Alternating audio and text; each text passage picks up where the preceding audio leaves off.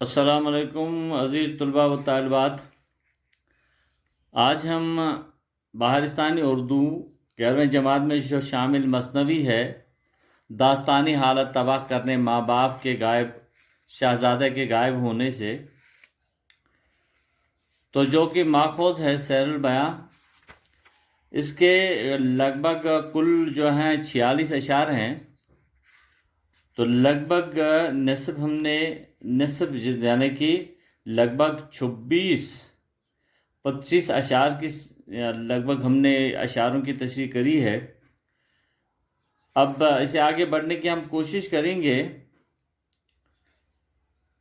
تو شعر یوں ہے: صدا اب جو کوئی انہوں نے سنے، تو کوکو سے ان کے جگر تک بنے، ہوئے خشک اور زرد سارے نہال، ثمر لگ کے پاؤں ہوئے پائمال۔ ترانے سے بلبل کے جی ہٹ گیا، گلوں کا جگر درد سے پھٹ گیا، تبسم گیا حزن سے گنچا بول، ہوا غم سے از بس لہو پی کے پھول۔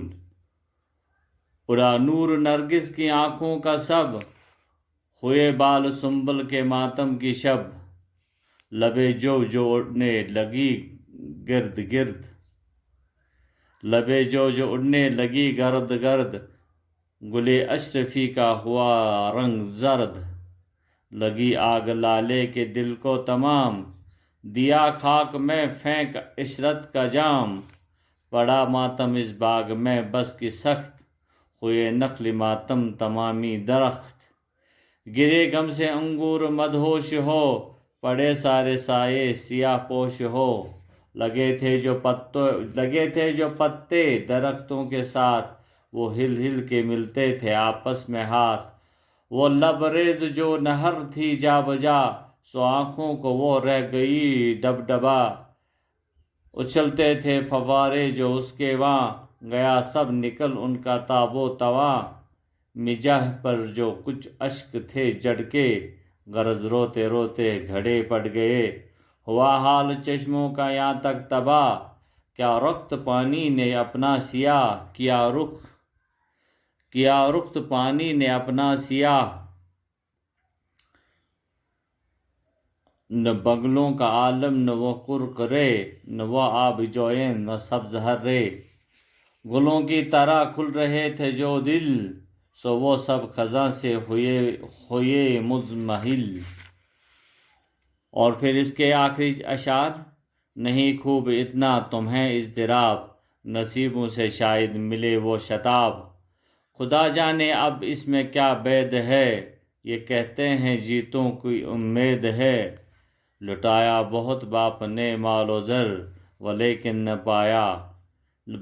نہ پائی کچھ اس کی خبر۔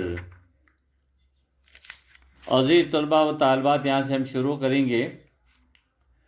تو شعر فرماتا ہے اس شعر میں شاعر فرماتا ہے کہ اکڑنے گئے سر و سب اپنا بھول، اڑنے لگی کمریاں سر پہ دول۔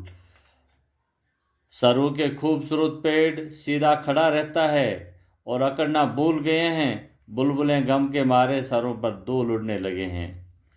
اور پھر صدا اب جو کوئی انہوں نے سنے، تو کوکو سے ان کے جگر تک بنے۔ ان بلبلوں کی آواز ایسی غمناک ایسی ہولناک تھی کہ جو یہ آواز سنتا اس کا جگر جل جاتا تھا۔ اور پھر ہوئے خشک اور زرد سارے نہال، ثمر لگ کے پاؤں ہوئے پائمال۔ عزیز طلباء و طالبات، باغ کے تمام درخت سوکھ کر پیلے پڑ گئے ہیں، اور درخت سے پھل گر کر پاؤں کے نیچے جو ہیں کچلے جاتے ہیں، یعنی کہ غم و اندوہ کا یہ ماحول ہے کہ بلبل کے گانے سے کسی کو اب دلچسپی نہیں رہی ہے، اور پھولوں کا جگر جو ہے دکھ کی وجہ سے پھٹنے لگا ہے، گویا پھولوں کی پتیاں نہ ہو بلکہ جگر کے ٹکڑے ادھر ادھر بکھیرے ہوئے ہیں۔ تبسم گیا حزن سے گنچا بول، ہوا غم سے از بس لہو پی کے پھول۔ شہزادے کے رنج اور ملال کی وجہ سے کلی مسکرانا بھول گئی ہے، غرض اپنا خون پی پی کر وہ سرخ پھول بن گئے ہیں۔ اڑا نور نرگس کی آنکھوں کا سب، نرگس اور سنبل یہ پھولوں کے دو نام ہیں۔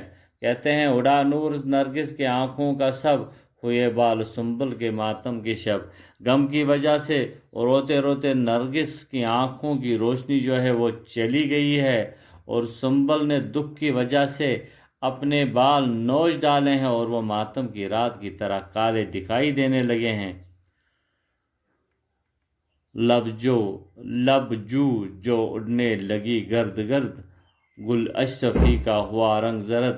نہر کے کنارے کی جگہ جس چھت پر شہزادہ غائب ہوا تھا اس قدر ویران ہو گئی تھی کہ وہاں گرد و غبار اڑنے لگا، اور نہر کے کنارے اگا ہوا گل پھول اشرفی دکھ کی وجہ سے پیلا پڑ گیا ہے۔ لگی آگ لالے کے دل کو تمام، دیا خاک میں پھینک عشرت کا جام۔ صدمے کی وجہ سے، دکھ کی وجہ سے جو یہ لالا ہے، گل لالا کے پھول کے دل میں آگ لگ گئی ہے، اس نے خوشی کا جام زمین پر پھینک دیا اور وہ اداس اور رنجیدہ ہو گیا ہے۔ یہاں پر جو یہ لالے کا پھول جو ہے، لالے کا پھول یعنی کہ سرخ رنگ کا پھول جو ہے، اس سے مشابہت ہے، یہ اس سے مناسبت ہے، کیونکہ سرخ جو ہے وہ اصل میں سرخ رنگ جو ہے اسے لفظ آگ کا استعمال اس میں کیا گیا ہے۔ پڑا ماتم اس باغ میں بس کہ سخت، ہوئے نخل ماتم تمام درخت۔ چنانچہ اس باغ میں سخت ماتم ہونے لگا اور تمام درخت ماتمی پیڑ بن گئے ہیں، یعنی سوکھ گئے ہیں۔ اب وہ نہ بہار رہی ہے نہ کچھ رہا ہے، بلکہ اب غم و اندوہ کا عالم یہ ہے کہ اب جتنے بھی وہ سرسبز شاداب پھول پیڑ درخت جتنے بھی تھے اس قدر ماتم کدا ہو گئے ہیں کہ وہ اب سوکھ گئے ہیں۔ گرے غم سے انگور مدہوش ہو، پڑے سارے سائے سیاہ پوش ہو۔ یہاں تک کہ انگور جو ہے ہوش و حواس اپنا کھو گئے ہیں اور پیڑ سے نیچے گر گئے ہیں۔ باغ میں تمام سایہ گویا سیاہ ماتمی لباس پہن کر زمین پر اوندے منہ لیٹ گئے ہیں۔ اوندے منہ لیٹنا آپ کو پتہ ہی ہے، منہ نیچے کر کے لیٹنا۔ لگے تھے جو پتے درختوں کے ساتھ، وہ ہل کے ملتے تھے آپس میں ہاتھ۔ درختوں کے پتے ہل رہے تھے تو یوں لگتا تھا کہ وہ دکھ کی وجہ سے ہاتھ مل رہے ہیں۔ وہ لبریز جو نہر تھی جا بجا، سو آنکھوں کی وہ رہ گئی ڈبڈبا۔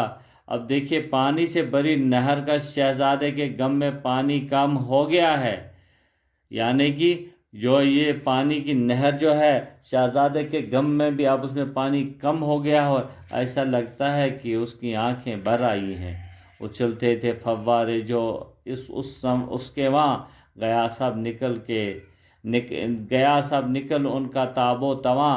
شہزادے کی موجودگی کے وقت جو فوارے رواں دواں تھے اب وہ خاموش ہو گئے ہیں۔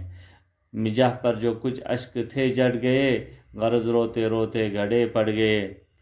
عزیز طلباء و طالبات، شاعر فرماتا ہے اس شعر میں، پلکوں پر جو آنسو تھے وہ گر پڑے اور پانی کے خالی سوراخ گویا روتے روتے پڑ جانے والے گڈھوں کی مانند نظر آنے لگے۔ ہوا حال چشموں کا یہاں تب تباہ، کیا رخت پانی نے اپنا سیاہ۔ پانی کے چشموں کی حالت اس حد تک خراب ہو گئی ہے کہ اس پانی کا رنگ جو ہے اب سیاہ رنگ لگنے لگا ہے، اور پھر نہ بگوں کا عالم، نہ وہ کرے، نہ وہ آب جوئیں، نہ سبز ہرے۔ چشموں کے ارد گرد اڑنے والے قسم قسم کے پرندے یعنی بگلے اور کرکرے اب نظر نہیں آتے ہیں، کیونکہ نہریں جو اب سوکھ گئی ہیں۔ سرسبز ہریالی جو تھی اب ختم ہو گئی ہے، گویا سب شہزادے کے غم کے اثر ان شہزادے کے غم کا اثر ہوا ہے۔ گلوں کی طرح کھل رہے تھے جو، سو وہ خزاں سے ہوئے مزمحل۔ جو دل ابھی تک پھولوں کی طرح کھل رہے تھے یعنی خوش و خرم تھے، اب ان پر غم کی اداسی چھائی ہوئی ہے۔ نہ گنچا نہ گل نہ گلستان رہا، فقط دل میں ایک خار ہجراں رہا۔ شاعر فرماتا چنانچہ اب نہ وہ پھول رہا، نہ کلی رہی، نہ گلستان رہا، نہ وہ کھل کھلا رہا، کچھ ہی باقی نہیں رہا ہے۔ اب جو باقی رہا ہے اس صرف شہزاد کی جدائی۔ جدائی کا کانٹا ہر جگہ موجود رہا ہے اور کچھ بھی نہیں ہے۔ وزیروں نے دیکھا جو یہ احوال شاہ کی ہوتی ہے، اب اس کی حالت تباہ۔ جب وزیروں امیروں نے اب اپنے بادشاہ کا حال دیکھا تو انہوں نے سمجھا کہ اس کی حالت اب بہت خراب ہونے والی ہے، تو یعنی وہ کہیں اپنے جان ہی سے نہ کھیل نہ جائے۔ تو پھر کہا گو جدائی گوارا نہیں ولیکن جدائی سے چارہ نہیں۔ تو وزیروں امیروں نے بادشاہ کو تسلی دیتے ہوئے کہا کہ جہاں پناہ اگرچہ شہزادے کی جدائی برداشت نہیں ہوتی ہے، لیکن فی الحال تو جدائی برداشت کرنی ہی پڑے گی۔ نہیں خواب اتنا تمہیں اضطراب، نصیبوں سے شاید ملے وہ شتاب۔ اے بادشاہ سلامت، تمہیں اس قدر بے چین نہیں ہونا چاہیے۔ ہم شہزادے کو تلاش کرتے ہیں، مقدر میں ہوگا تو وہ ضرور مل جائے گا۔ خدا جانے اب اس میں کیا بید ہے، یہ کہتے ہیں جیتوں کو امید ہے۔ نہ جانے اس میں کیا راز ہے، اللہ بہتر جانتا ہے کہ اس میں کیا راز ہے جو شہزادے کو اس طرف غائب ہو گیا ہے۔ ہم پتہ لگائیں گے۔ کہتے ہیں کہ جب تک انسان زندہ ہے اسے امید نہیں چھوڑنی ہے۔ کہتے ہیں نا کہ امید پر دنیا قائم ہے۔ لٹایا بہت باپ نے مال و زر ولیکن نہ پائی کچھ اس کی خبر۔ اس شہزادے کے باپ بادشاہ نے اسے ڈھونڈنے کے لیے کافی روپیہ پیسہ خرچ کیا ہے، بہت جتن کیے ہیں، لیکن شہزادے کا کوئی کہیں پتہ ہی نہیں چل سکا۔ عزیز طلباء و طالبات، اسی کے ساتھ ہی ہماری یہ مثنوی جو کہ سحر البیان سے ماخوذ ہے اختتام کو پہنچی ہے۔ حالانکہ آپ جانتے ہیں اس مثنوی کا جو ہے وہ ہے داستان حالت تباہ کرنے ماں باپ کی شہزادے کے غائب ہونے سے۔ تو عزیز طلباء و طالبات، میں نے کوشش کری ہے تو امید ہے کہ آپ کو سمجھ آیا ہوگا۔ جہاں نہیں آیا ہوگا تو آپ ہم سے بالکل رابطہ قائم کر سکتے ہیں۔ اللہ حافظ۔